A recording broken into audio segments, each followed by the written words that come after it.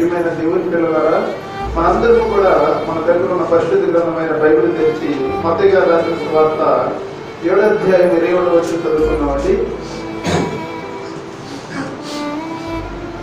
మత్తయి గారు రాసిన సువార్త 7వ అధ్యాయం 21వ వచనం అండి. ప్రభువా ప్రభువా అని నన్ను పిలిచి ప్రతి వాడును పరలోక రాజ్యంలో ప్రవేశింపడు కానీ పరలోకమందున నా తండ్రి చిత్త ప్రకారం చేయవాడే ప్రవేశించిన. చూడు పిల్లరా, ఇక్కడ యేసుక్రీస్తు ప్రభు వారు చెబుతున్న మాట ఏమిటి అంటే, అయా ప్రభువా ప్రభు అని పిలిచి ప్రతి వాడు కూడా పరలోక రాజ్యంలో ప్రవేశించాడు కానీ పరలోకమందున నా తండ్రి చిత్త ప్రకారం చేయవాడే అందులో ప్రవేశించను అని చెబుతూ మనందరికీ కూడా ఒక చక్కని సందేశాన్ని ఇస్తున్నాడు. కదా, తండ్రి చిత్తము జరిగించాలి. మీరందరూ కూడా తండ్రి చిత్తాన్ని ఎరగాలి. తండ్రి చిత్తం అనగా తండ్రి ఆలోచన ఎరగాలి. తండ్రి కోరుకునేది ఏమిటో మీకు తెలియాలి అని మనందరూ కూడా చెబుతూ ఉన్నాడు. చూడండి, యోహాను గారు రాసిన సువార్త 6వ అధ్యాయం 40వ వచనం మనందరూ కూడా చదువుకోగలిగినట్లయితే తండ్రి చిత్తం ఏమిటో మనకు తెలియపరుస్తూ ఉన్నాడు. కుమార్తె చూచి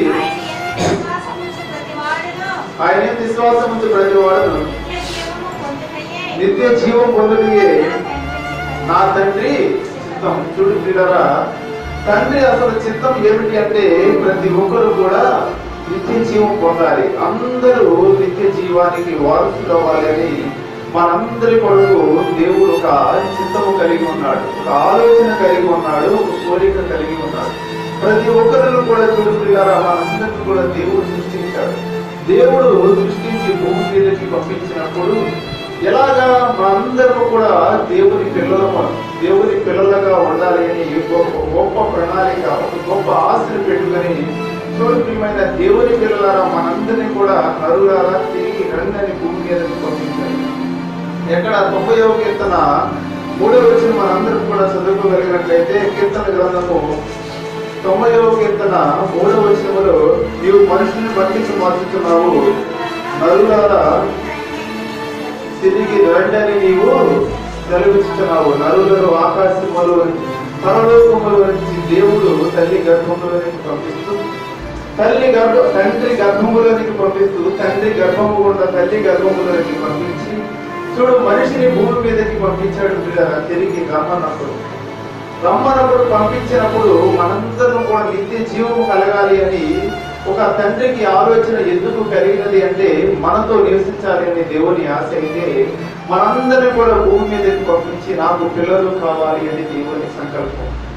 అయితే అపవాదించుడు నాకు అయా ఈ పరలోకము కావాలి, నీ సింహాసనము కావాలి అన్నప్పుడు నా పిల్లలకు ఇస్తాను కానీ నీకు ఎవరు అన్నప్పుడు అపవాది పాపం చేయించింది.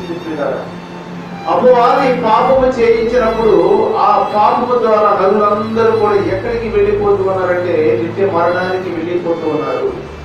ఆ అపవాది చేయించిన పాపము ద్వారా ప్రతి ఒక్కరు కూడా ప్రియమైన దేవుని పిల్లలారా నిత్య మరణానికి వెళ్ళిపోతూ ఉన్నప్పుడు ఈ నిత్య మరణానికి వెళ్ళడం కాదయ్యా, అందరూ కూడా నిత్య జీవానికి వారసులు కావాలి.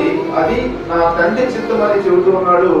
అసలు నిత్య మరణముకు వెళ్ళిపోతున్నప్పుడు ఏమి జరిగింది అంటే, కొరింథీయులకు రాసిన మొదటి పత్రిక 15వ అధ్యాయం 20వ వచనంలో ఒక మనుషుని ద్వారా మరణం వచ్చినది.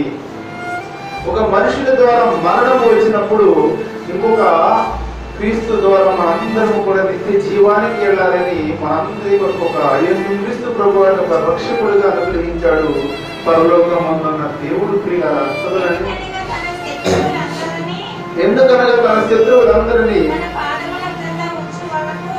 15వ అధ్యాయం 20వ వచనం, ఇప్పుడైతే నిద్రించిన వారిలో ప్రథమ పాలనగా క్రీస్తు మృతుల నుండి లేపబడి ఉన్నాడు. మనుషుని ద్వారా మరణం వచ్చిన కనుక మనుషుని ద్వారానే మృతుల పునరుద్ధానము కలిగను. ఆదామునందు అందరూ ఎలా మృతి పొందుతున్నారు అలాగనే క్రీస్తునందు అందరూ బ్రతికింపబడరు. మనందరూ కూడా క్రీస్తునందు బ్రతికింపబడాలి అని ఆదాము గారి ద్వారా ఒక నిత్య మరణము వచ్చినది అని మనందరం కూడా కాదు, ఆదాము గారి ద్వారా మరణము వచ్చేసినది. అయితే మనం ఇప్పుడు క్రీస్తునందు మనందరము కూడా ఒక నిత్య జీవానికి వారసులు అవ్వాలని చెప్పి యేసుక్రీస్తును మన కొరకు దేవుడు పంపించి ఉన్నాడు. అదే మొదటిది అక్కడ.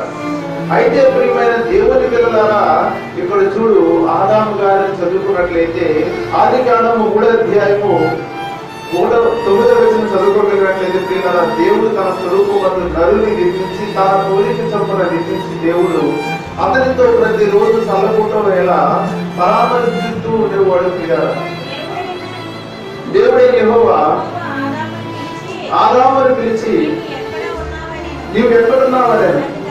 అందుకతడు తోటలో నీ స్వరం వినినప్పుడు దిగంబరినిగా ఉంటుంది కనుక భయపడి దాక్కుంటే. చూడమైన దేవుని పిల్లలు ఇక్కడ ఆదాము గారు తప్పు చేసిన వాడు భయపడతాడు, తప్పు చేయని వాడు ధైర్యముగా ఉంటాడు. అలాంటి ధైర్యాన్ని కోల్పోయాడు. అలాంటి ధైర్యాన్ని కోల్పోయి దేవుడు పలకరించినప్పుడు ప్రియమైన దేవుని పిల్లల చెట్టు చాటుకెళ్ళి దోచుకునే పరిస్థితులకి వెళ్ళిపోయాడు. ఎప్పుడు అయా మొదటి వచ్చిన దగ్గర నుంచి చదువుకోగలిగినట్టు దేవుడు యెహోవా చేసిన సమస్త భుజింతులలో సర్పము యుక్తిగలదై ఉండెను. అది ఆ స్త్రీతో, ఇది నిజమా, ఈ తోట చెట్లలో దేని ఫలములైనను మీరు తినకూడదని దేవుడు చెప్పినా అని అడిగాను. అందుకు స్త్రీ, ఈ తోట చెట్ల ఫలములు మేము తినవచ్చును. తోట మధ్యలో చెట్టు ఫలములను గురించి దేవుడు మీరు చావకుండా ఉండనట్లు వాటిని తినకూడదనియు వాటిని ముట్టకూడదనియు చూసుకుంటారా. తోట మధ్యలో ఉన్న చెట్టు ఫలములు తినకూడదు, తినమని మీరు నిశ్చయముగా చచ్చిపోదు అని దేవుడు చెప్తే అపవాదికి లోనైపోయారు. అపవాది మాటలకు లోనైపోయి అపవాది మాటలు విని చూడు ప్రియమైన దేవుని పిల్లల తినవద్దన్న పండు తిని దేవుని ఆజ్ఞ అతిక్రమించి పాపము చేసి మరణానికి లోనైపోయారు. పిల్లలు మరణానికి లోనైపోయినప్పుడు 23వ వచనం వాడిని ఏదేదో వరము నుంచి గెంటి వేసి జీవవృక్ష ఫలములు తినే వీరిని జీవవృక్ష ఫలములు తినకుండా జీవవృక్ష ఫలములు వారికి లేకుండా దేవుడు గెంటి వేశాడు. పిల్లల చదువుకోండి. దేవుడైన యెహోవా అతడు ఏ నేల నుండి తీయబడను దాన్ని సేద్యపరచుటకు ఏదేదో తోటలో నుండి అతను పంపివేసను. అప్పుడు ఆయన ఆదాముని వెళ్ళగొట్టి ఏదేదో తోటకు తీర్పు దిక్కున తెరుగులను జీవ వృక్షములకు పోవు మార్గమును కాచుటకు ఇటు అటు తిరుగుతున్న ఖడ్గ జ్వాలలను నిలవబెట్టిన. చూడు పిల్లలు, పాపము చేసినప్పుడు చెయ్యవద్దన్న పని చేసి తినవద్దన్న పండు తిన్నప్పుడు పాపము చేసి ప్రియమైన దేవుని పిల్లల జీవవృక్ష ఫలములకు కోల్పోయారు. నిత్య మరణానికి వెళ్ళిపోయారు. నిత్య జీవములకు వారసులు కాకుండా పోయినప్పుడు అప్పుడు యేసుక్రీస్తు ప్రభువారు వచ్చాడు. పిల్లలు, మనందరి కొరకు ఒక నిత్య జీవమును ఇవ్వడానికి యేసుక్రీస్తు ప్రభువారు వచ్చాడు. ఎందుకని తండ్రి చిత్తం. ప్రతి ఒక్కరు కూడా నిత్య జీవం పొందుటే దేవుని చిత్తం. అది దేవుని చిత్తం అయితే మనలో మనం ఎప్పుడు జీవవృక్ష ఫలాలను పొందుకుంటాం. యేసుక్రీస్తు ప్రభువారు వచ్చాడు. ఒక ఆదాము గారి ద్వారా మరణం వచ్చినది. యేసుక్రీస్తు ప్రభువారి ద్వారా ప్రియమైన దేవుని పిల్లల నిత్య జీవం వస్తున్నది. మనందరూ కూడా నిత్య జీవానికి వారసులు అవడం దేవుని చిత్తం అయితే ఆదాము గారు చూడు చేయవద్దన్న పని చేసి తినవద్దన్న పండు తిని ఆత్మ అతిక్రమించి ప్రియమైన దేవుని పిల్లలారా ఏదైనా వారు జీవవృక్ష ఫలములు పోగొట్టుకుంటే మీరు ఎప్పుడు భుజిస్తారు అని మనకు చెబుతూ ఉన్నాడంటే ప్రియమైన దేవుని పిల్లలారా. ప్రకటన గ్రంథం 2వ అధ్యాయం 7వ వచనం మనందరం కూడా చదువుకోగలిగినట్లయితే ప్రకటన గ్రంథము 2వ అధ్యాయం 7వ వచనంలో మనకు తెలియపరుస్తున్నాడు. స్త్రీలారా, చెవిగలవాడు ఆత్మ సంగములతో చెబుతున్న మాట వినను గాక, జయించు వారికి దేవుని పరదేశంలో ఉన్న జీవవృక్ష ఫలములు భుజింపనిస్తారు. ఏదేను తోటలోని జీవవృక్ష ఫలములు పోగొట్టుకున్నారు అవ్వ ఆదాములు. అప్పటి నుంచి మరణము ఎదుగుతూ ఉంటే మీరందరూ కూడా యేసుక్రీస్తు ప్రభువారు నిత్య జీవం ఇవ్వడానికి వచ్చి ఉన్నాడు. మీరందరూ కూడా నిత్య జీవం పొందాలి. నిత్య జీవం పొందాలి అంటే జీవవృక్ష ఫలములు మీరు ఎప్పుడు భుజిస్తారు? జీవవృక్ష ఫలమును భుజించాలి అంటే చెవిగలవాడు వినుగాక. ఆత్మ సంగములతో చెప్పుతున్న మాట ఏమిటి అంటే, జయించువానికి దేవుని పరదేశంలో ఉన్న జీవవృక్ష ఫలమును భుజింపనిస్తాను అంటున్నాడు పిల్లలు. మనందరము కూడా జయించాలి. దేవుని చిత్తం మనందరం కూడా నిత్య జీవానికి వారసులు అవ్వాలి అనే ఆశ అయితే మనందరం కూడా నిత్య జీవంలోకి పరదేశంలో ఉన్న జీవవృక్ష ఫలాలను భుజించాలి అంటే మనందరం కూడా జయించాలి. అది దేవుని చిత్తము నెరవేరాలి అంటే మనందరం జయించాలి ప్రియులారా. అందుకే ప్రభువా ప్రభు అని పిలుచు ప్రతి ఒక్కడు కూడా దేవుని రాజ్యంలో పరలోకంలో ప్రవేశింపడు కానీ పరలోకమందున నా తండ్రి చిత్తము చేయువాడే పరలోక రాజ్యంలో ప్రవేశిస్తాడు. అంటే జయించాలి. పరదేశంలో ఉన్న జీవవృక్ష ఫలాలను భుజించాలి అంటే మనం జయించాలి అని చెబుతున్నాడు ప్రియమైన దేవుని పిల్లలారా. ఇంకా జయించే వారికి ఏమిస్తానయ్యా అంటున్నాడు అంటే 11వ వచనం చదవండి. సంగములతో ఆత్మ చెప్పుచున్నాం,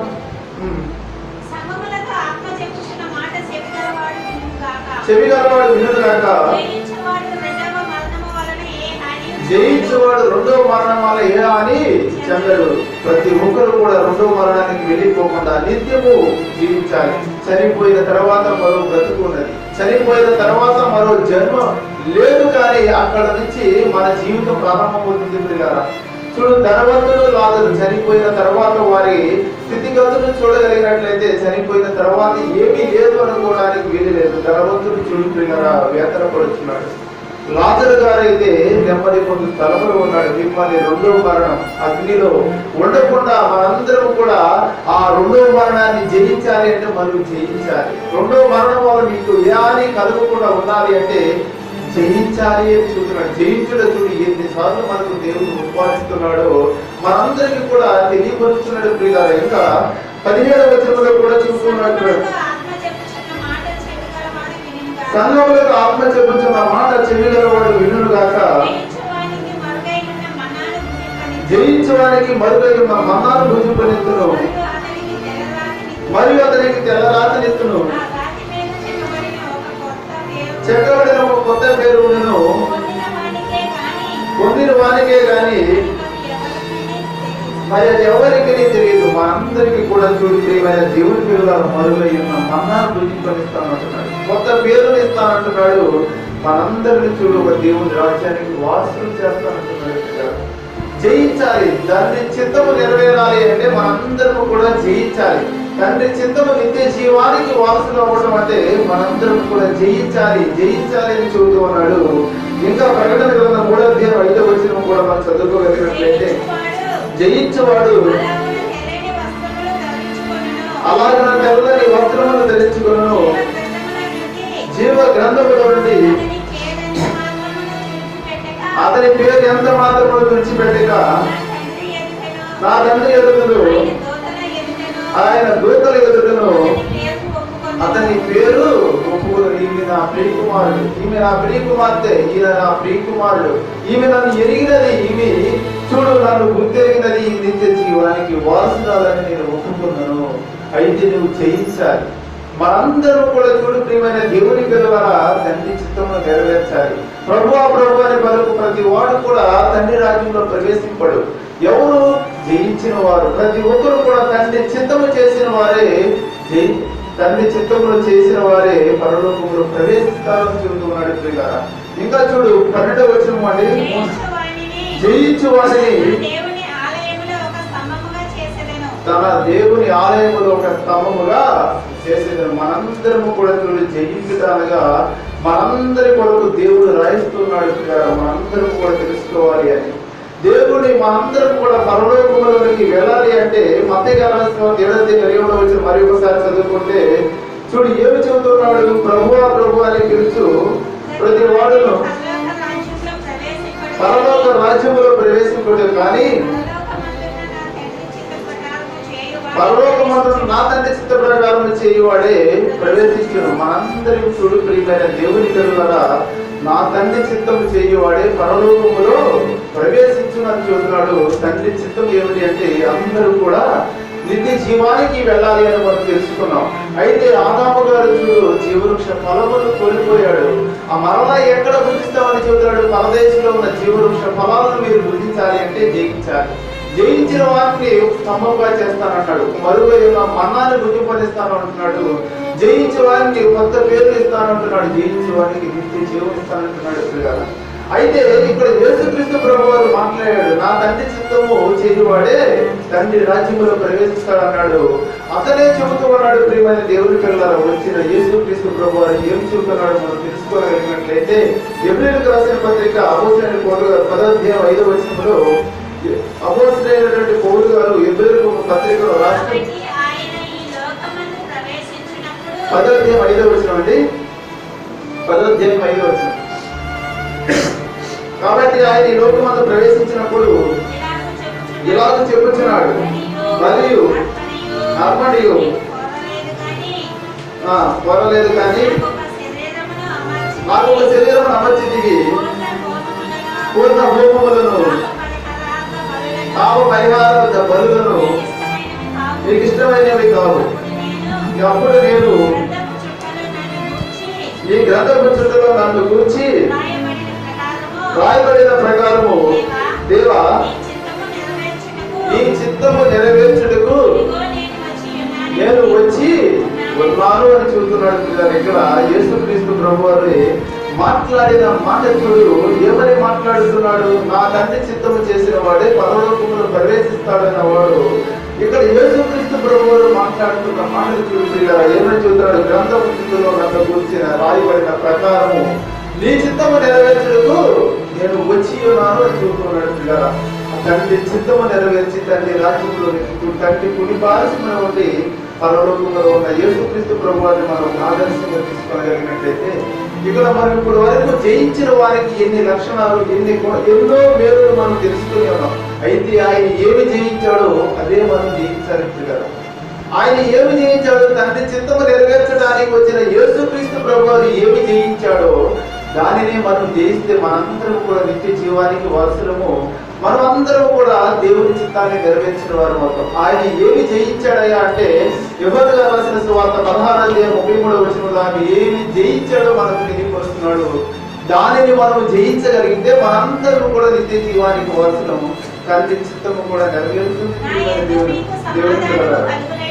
నా యందు మీకు సమాధానము కలుగునట్లు ఈ మాటలు మీతో చెప్పుచున్నాను. లోకములో మీకు శ్రమ కలుగును, ఆయనను ధైర్యము తెచ్చుకోండి, నేను లోకమును జయించి ఉన్నాను. ఇక్కడ యేసుక్రీస్తు ప్రభువారు తండ్రి చిత్తాన్ని జయించిన నేను ఏమి జయించాను అని చెబుతున్నాడు. ప్రియమైన దేవుని పిల్లలారా, లోకమును జయించి ఉన్నాను. మనందరం కూడా చూడు, పరదేశంలో ఉన్న జీవవృక్ష ఫలములు మనలా భుజించాలి అంటే, మనందరం కూడా ఒక మరుగైన మన్నాను దేవుడు మనకి ఇవ్వాలి అంటే, ఒక దేవుని స్తంభం ఆలయంలో ఒక స్తంభంగా నిలబెట్టాలి అంటే, ఒక కొత్త పేరును మనకు ఇవ్వాలి అంటే, రెండో మరణము మనకు లేకుండా చేయాలి అంటే మనం జయించవలసిన దేవుని పిల్లారా లోకమును జయించాలి. యేసుక్రీస్తు ప్రభువారు చెప్పాడు, నేను నా తండ్రి చిత్తమును నెరవేర్చుకు వచ్చాను. మనము కూడా తండ్రి చిత్తాన్ని నెరవేర్చాలి అంటే యేసుక్రీస్తు ప్రభువారు దేన్ని జయించున్నాడు? లోకాన్ని జయించున్నాడు. మనందరము కూడా లోకాన్ని జయించాలి. ప్రియమైన దేవుని పిల్లలారా, అది మనందరము కూడా నిత్య జీవానికి వారసం అవ్వాలి. తండ్రి చిత్తము నెరవేరాలి అంటే ఒక లోకాన్ని జయించాలి. లోకములో చూడు, లోకాన్ని జయించడం ఏమిటి అంటే, యోహాను గారు రాసిన మొదటి పత్రిక 2వ అధ్యాయం 15వ వచనం మనందరం కూడా మన దగ్గర ఉన్న పరిశుద్ధ గ్రంథమైన లోకములోనైనా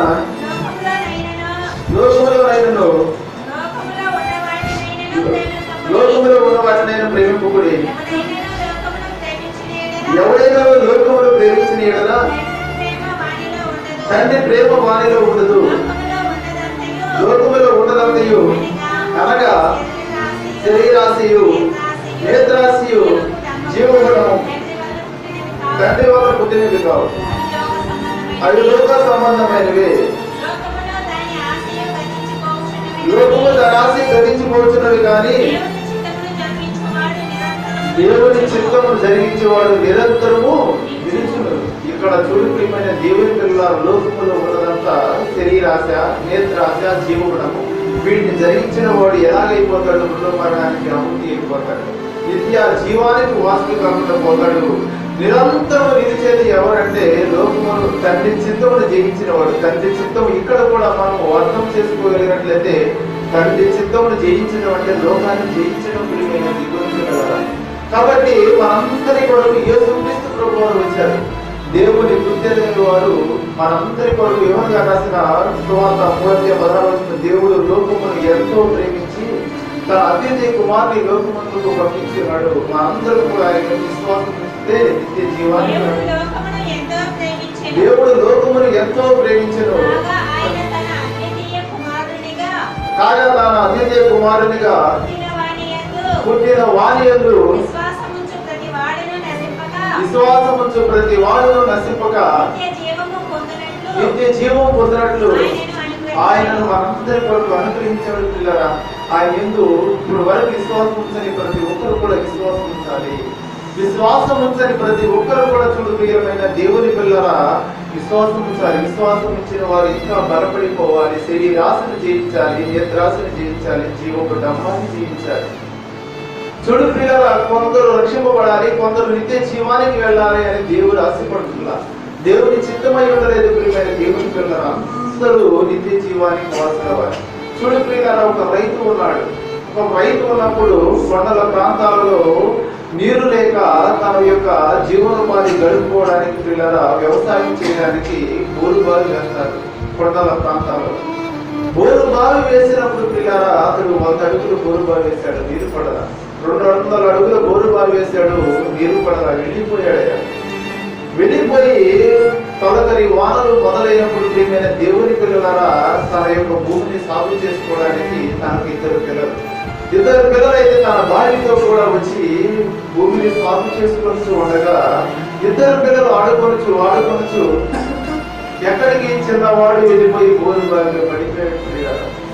బోరు బావిలో పడిపోయినప్పుడు పెద్ద కుమారుడు నాన్న తమ్ముడు బోరు బావిలో పడిపోయాడు అని చెప్పినప్పుడు ప్రియమైన దేవుని పిల్లలారా తండ్రి మనసు అల్లాడిపోయినది. తండ్రి మనసు చూడు విలువలాడిపోయినది. తన కుమారుడు నేను ఎలాగైనా కాపాడుకోవాలి, నా కుమారుడు నేను ఎలాగైనా కాపాడుకోవాలి అని తండ్రి చూడ ఆ ఊరిలో ఉన్న పెద్దల దగ్గరికి వెళ్ళాడు. ఎంఆర్ఓ గారి దగ్గరికి వెళ్ళారు. కలెక్టర్ గారికి ఫిర్యాదు చేసి ప్రభుత్వ యంత్రాంగం అంతా వచ్చి వేసినది. ప్రభుత్వ యంత్రాంగం అంతా వచ్చి వేసిన తర్వాత ఆ బాబుని బోరు బాబులను తీయడానికి ప్రయత్నాలు చేస్తూ ఉన్నారు. ప్రయత్నాలు చేస్తూ ఉన్నప్పుడు తల్లి పిచ్చిదైపోయినది. తల్లి గుండె జారిపోయినది. ప్రియమైన దేవుని పిల్లరా ఏమి చేయాలో తోచని పరిస్థితి. తల్లి బిక్కుబట్టు కళ్ళలో నుంచి నీళ్లు కూడా కారలేని పరిస్థితి. ఏడ్చి కన్నీరంతా అయిపోయిన తర్వాత తల్లి పిచ్చిదైపోయినది. పిచ్చిదైపోయిన తర్వాత పిల్లరా ఒక మగ్గుతో వాటర్ తీసుకుని వచ్చి బోరు బావిలో ఒక బొట్టు పోస్తూ ఉన్నది. ఏదైనా ఒక బొట్టు పోస్తూ ఉన్నామన్నప్పుడు ఈ బొట్టు తాగేదా నా బిడ్డ బతకతాడు అని చెప్పిన మాటకి యంత్రాంగం అంతా కూడా కళ్ళలో నీళ్లు పెట్టుకున్నది. కళ్ళలో నీళ్లు పెట్టుకున్నది. అయ్యా తండ్రి వచ్చి అడుగుతున్నాడు, ఇంకా ఏమైనా బాగా ఉన్న యంత్రాంగాన్ని తీసుకుని వచ్చి నా బిడ్డను తీయమయ్యా అన్నప్పుడు ఆ అధికారులంతా కూడా తండ్రిని ఓదార్చడానికి ఒక మాట అన్నారు. ఏమన్నారయ్యా, అయ్యా నీకు ఎంతమంది కుమారులు అన్నప్పుడు నాకు 2 బాబులయ్యా అన్నప్పుడు అయ్యా ఒకడు పోతే ఒక్కొక్కడు అన్నాడు కదా అన్నప్పుడు తండ్రి చెప్పే సమాధానం ఏమిటో తెలిసేదా, నాకు 2 కావాలి అన్నాడు. నాకు 2 కావాలి అన్నాడు. ప్రియమైన దేవుని పిల్లలారా పరలోకమంటున్న తండ్రి చూడు ఏ ఒక్కరు కూడా నిత్య మరణానికి వెళ్ళిపోకుండా అందరూ నిత్య జీవం పొందాలి అంటున్నాడు. ఒక ఈ భూలోకంలో ఉన్న తండ్రి నాకు 2 కావాలి అన్నప్పుడు పరలోకములో ఉన్న తండ్రి చూడయ్యా మనందరినీ కూడా పుట్టించి నరులారా తిరిగి రండి నిత్య జీవానికి అన్నప్పుడు మనం జయించలేక ఓడిపోయి నేత్రాశకు ఓడిపోయి శరీరాశకు ఓడిపోయి జీవపు డమ్మానికి ఓడిపోయి మనందరం కూడా నిత్య నరకానికి వెళ్ళిపోతూ ఉంటే తండ్రి మనసు చూడు వేదనలోనికి వెళ్ళిపోతున్నది, బాధలోనికి వెళ్ళిపోతూ ఉన్నది. తండ్రి చూడు ఇక్కడ తల్లి పిచ్చిదైపోయినది. తండ్రి చూడు బిక్కు అని అనారోగ్యవంతుడు అయిపోయాడు. పరలోకమందున్న తండ్రి చూడు మనందరి కొరకు ఏమి చేస్తున్నా అంటే 2వ అక్కడ వచ్చింది అని చెప్పిన పరలోకమందున్న తండ్రి ఏమి చేస్తున్నాడయ్యా అంటే ఆయన ఎలాగ ఉన్నాడంటే మనందరి కొరకు దీర్ఘ శాంతము గలవాడి ఉన్నాడు. సోదరుడు పేదర్ గారు రాసిన 2వ పత్రిక 3వ అధ్యాయం 9వ వచనం మనందరూ కూడా చదువుకోగలిగినట్లయితే పేతురు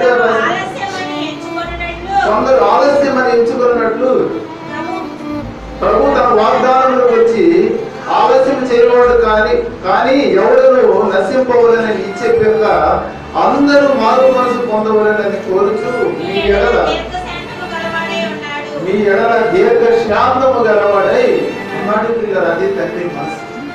తండ్రి చిత్తము నెరవేర్చుకోవడానికి తండ్రి దీర్ఘ శాంతము గలవాడై ఉన్నాడు. మనందరూ కూడా చూడు రాసిన జీవితం శరీరము చూడు చెయ్యి అంటూ ఉన్నది. యోసేపు చూడు రాసిన జయించి వెళ్ళినప్పుడు దేవుడు తోడుంటే చెరసాలని జయించి రాజ్యానికి అధికారి అయిపోయాడు. శరీరాశిని జయించలేని అమరుడు చూడు తన సొంత చెల్లెలతోనే పాపం చేయాలని దుర్బుద్ధి పుట్టినది. శరీరాశిని జయించలేని వాడు మన రక్త సంబంధాలనే భేదాలు మర్చిపోతాడు. శరీరాశిని జయించిన వాడు ప్రతి ఒక్కరు నా చెల్లి అనుకుంటాడు, ప్రతి ఒక్కరు నా అక్క అనుకుంటాడు. శరీరాశిని ఎవరైతే జయించగలుగుతారో వారందరూ కూడా చూడు నా అక్కతో సమానం, నా అక్కే అనుకుంటాడు, నా తల్లి అనుకుంటాడు, వృద్ధులని ఇంకా పెద్దవారిని చిన్నవారిని చెల్లి అనుకుంటాడు. పిల్లరా జయించలేని వాడు అమరుడుగా మరణం అయిపోతాడు, నిత్య మరణానికి వెళ్ళిపోవడం. ప్రియమైన దేవుని పిల్లరా నేను దాసుతో ఉన్న దావీదు చూడయ్యా తన ఎక్కడ దేవుని శాపానికి చూడు ప్రియమైన దేవుని పిల్లల దేవుని శాపానికి గురైపోయాడు.